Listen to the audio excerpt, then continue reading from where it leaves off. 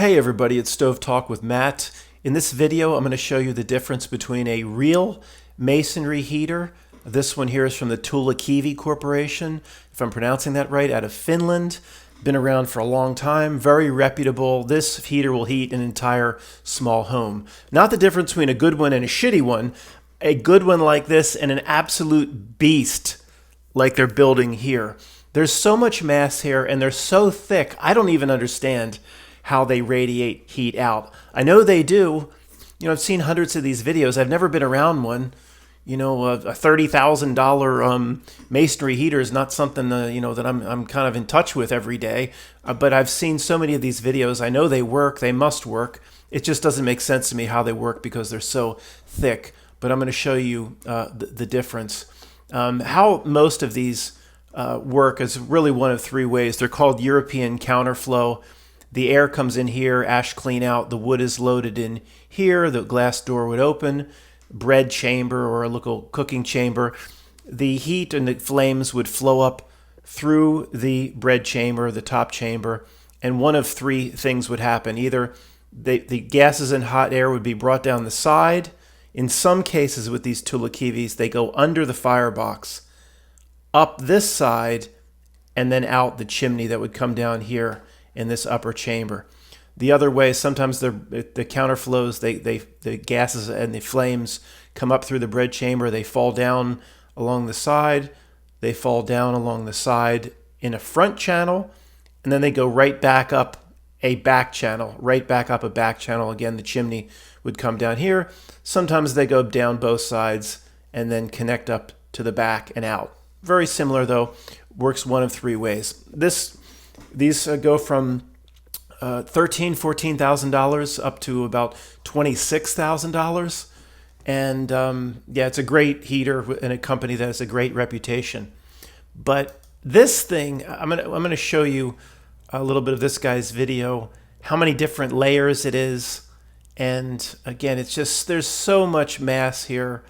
Once it gets hot, it would radiate out heat. I don't know this video that well, guys, so I'm going to bounce around a lot. It'll radiate heat out for like 24 hours if you can, but you have to burn it so hot. Anyway, let me just show you this one quickly. These come as kits. These are the Tulikivi employees are putting this one together. Most of this stuff is soapstone. Some of these kits that come from European companies are just poured refractory pieces, but it's like putting together an IKEA couch. You know, there's a plan, there's a design, you get the pieces in boxes, and the dealers put it together. Here's piece whatever, and this all numbered pieces, and you just follow, you know, an IKEA, it's like an IKEA coffee table. And you know, once these guys put together 3 or 4 of them, then they just get good at it and use the refractory mortar, and you just put the pieces together, and probably anybody could do it if you follow the plans. But it's not really multi-layer. It's just kind of one layer of a very high quality soapstone. Soapstone of all stones holds as much heat and radiates heat out better than any other natural material. And this could be a poured refractory, I don't know, but most of the Tulikivi stuff is soapstone. It doesn't really matter. The poured refractory stuff absorbs the heat and then it dispenses it out into the house over 8 to 10 hours. But it's just kind of one layer here. Some areas might be 2 layers. Because of this one probably has the flame goes up through the bread chamber, probably down this channel. This channel is probably the down channel, and there's be one on this side probably. And then the lifting channels, they would go down and then up the back. Lifting channel, the top section. It doesn't really matter for the purpose of this video. See how it's just one layer. All right, so let me just show you this. Another 45 seconds. Put the pieces together. Make sure it's sealed up so no smoke gets out. And again, 30 more seconds. And then we'll spend more time on the real beast of a masonry heater. I don't know what's coming here, guys. I don't know this video intimately. Sorry. And when I'm recording, sometimes it gets a little slow. All right, one last look at how the final look at it. We saw it was one layer basically of soapstone. Okay, let's look at the beast. Here, they're putting the pieces together, but these jobs are all custom made. It would be some sort of poured refractory. potentially just calcium aluminate cement, Ca cement. Calcium aluminate is good up to, I don't know, 1,800 degrees Fahrenheit. There's calcium silicon aluminate. There's things you can get at Home Depot. This is just straight Ca, calcium aluminate. It could be another type of refractory. But I know like Tempcast, they do a nice job. They're like the only ones in the U.S. that offer this sort of heater. They use calcium aluminate. So anyway, so that's the first layer. And then this is the firebox here, a fire brick. And let me just do this, guys. Sorry. Okay. Well, let me go back a bit. Okay, this is good. So remember, that first layer was just like the smooth, castable refractory pieces with a firebox. It's going to be similar to how the Tulikivi works. The flame's going to shoot up probably into a bread chamber, come down the sides, or go up the back, whatever it may be. But for this one, he's putting cement block, or concrete block, not cement. No, cement. Okay, it doesn't matter. Cement or concrete block around the refractory core. So again, remember, this by itself, just the refractory pieces to frame out the firebox, and the refractory pieces frame the channels of where the gases are going to go. And this by itself would be, I don't know, over 1,000 pounds. So then they're putting on top. You can't see it. It's under. There's a layer of some sort of material here that acts as a spacer between this concrete block and the refractory material. They're putting another, who knows, 2,000 pounds of concrete block around it. Okay, to absorb heat.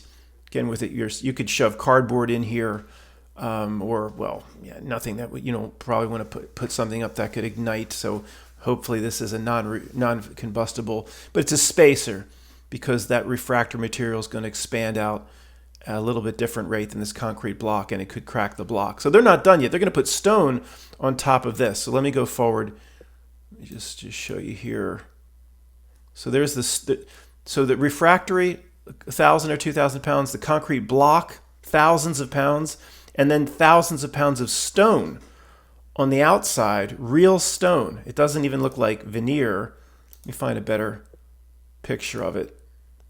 It doesn't. It could be sometimes the veneer with the flat side. It's real stone. If you buy the veneer packages today, it's so good and it's cut so well. It is real stone, and it doesn't really. I guess it doesn't make a difference because it's real stone. It'll absorb heat. But 3 layers of material. That's thousands of pounds. So here, I guess they've put the concrete block on top of the refractory, and then this side is stoned up. 2 clean out doors here, clean out door here, clean out door here. I don't know. This stone might be removable. It might be an air door. This one uses a grate, so it's going to allow air to come up. But probably this is so expensive and it's so custom. This guy probably has an outside air line coming from outside somewhere underground up through the grate. So he's not probably pulling any air from inside the house. And moving forward, again, there's the stone there. There's the concrete block, 3 layers, and I guess you could, this is probably a stone package, but it's still, thousands and thousands of dollars because each stone on the backside is cut flat, but it's real stone. You'd want to get a stone, of course, that really absorbs heat well. I don't know. I'm not expert at that. Sandstone, or I know soapstone does, but a real stone like this, I don't know what you'd want to use to absorb as much heat. So that's basically it. But see, I know you burn these things hot. 7 pieces of oak, and you turn the air on full, you blast it up to 1,200 or 1,400 degrees, and it burns 2 hours in the morning and it burns 2 hours at night, and you just keep this thing hot, when you're for 6 to 8 weeks in a row in the coldest of winter months. But it obviously they work, guys. I've seen enough of these videos, and the craftsmen like this, they're not going to do this if there's a chance it wouldn't work. But I don't understand personally how this much mass heats up. I know it does. I've seen it, many, many times in video. Never saw it in person. But obviously you can touch this stone. It's not going to get red hot or anything, but I just don't get it. But obviously, it doesn't matter if I get it or not. It works. And when you get heat in this much mass, well, who knows? 6, 7, 8,000 pounds, 9,000 pounds.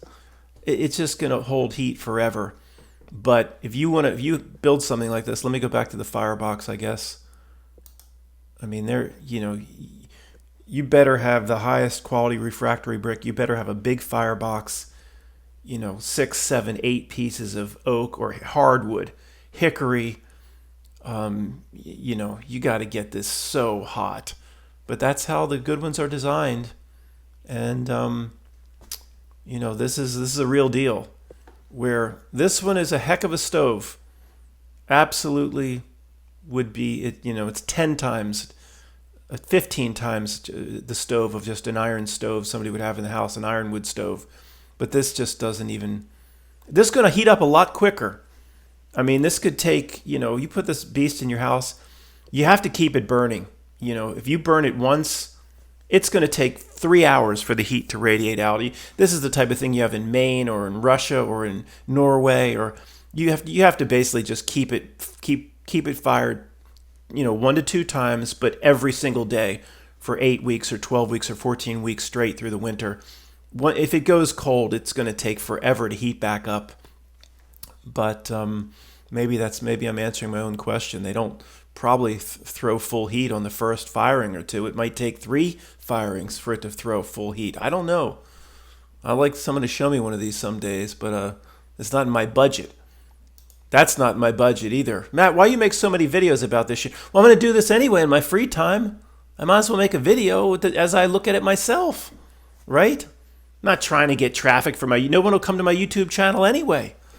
So, all right, guys, thanks for being here. And I hope you find this interesting. I think it's fascinating.